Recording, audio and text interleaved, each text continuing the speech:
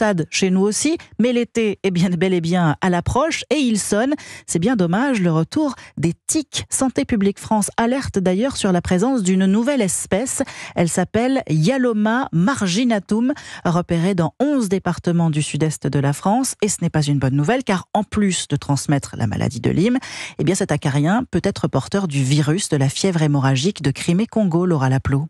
On la surnomme la tique géante. Elle mesure environ 8 mm contre 3 mm en moyenne et elle est reconnaissable grâce à ses pattes rayées. La toute première fois que cette tique a été repérée sur le territoire français, c'était en 2015. Depuis, elle s'est installée notamment en Corse, dans l'Aude et l'Ardèche. En cause, le réchauffement climatique. Comme l'explique le professeur Gérard Duvalet, il est entomologiste médical et parasitologue. C'est une tique qui provient du Sahel. Elle a pu être apportée éventuellement par des oiseaux migrateurs et elle s'est implantée dans le sud, autour de Montpellier. C'est là où on l'a trouvée en premier.